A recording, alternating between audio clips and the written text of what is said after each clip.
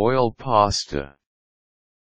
A very important rule in cooking pasta is that you should prepare it just before you are about to eat, to keep it fresh and chewable. Preparing it hours ahead will leave it dried up, which actually affects the quality of your meal. Boiling pasta is really fairly easy. Here's how. Prepare your boiling water. Take note that pasta must be cooked in lots of water, so you must boil this using a large pot.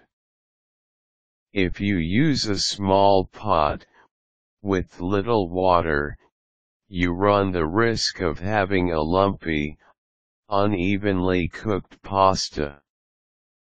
If you have about 16 ounces of pasta, for example, make sure that the water is about 6 quarts on the cooking pot.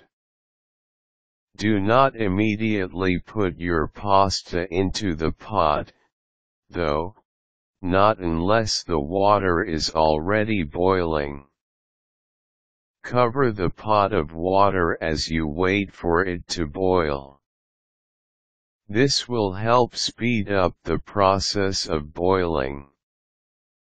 When the water is nearly boiling, add about 2 tablespoons of salt, as this will help bring out the pasta's flavor. Use coarse salt, kosher, for this.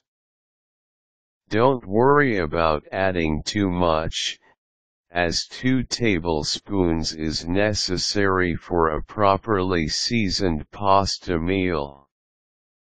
If you are on a strict diet, however, you must reduce the quantity to what the doctor has ordered. Don't add the salt before the water has been boiled, as this will slow down the boiling process. At the same time, very hot water keeps salt deposits from damaging your pots. If you put the salt in before the water is even hot, you allow deposits to stay in your wares, and sometimes these are harder to remove.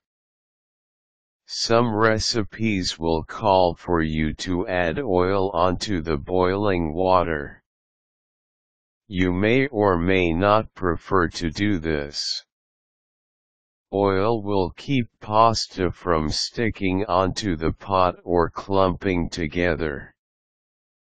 But it will also prevent the pasta sauce from adhering to the pasta, thereby reducing the flavor of your food. If you decide not to use oil in boiling your pasta, though, make sure you stir the pasta in the boiling water regularly with a wooden spoon.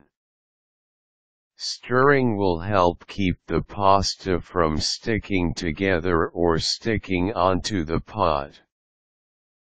Pasta usually cooks between 4 to 8 minutes, depending on the shapes and sizes. But you can test if this is already done by taking a small piece and tasting if it's firm or mushy.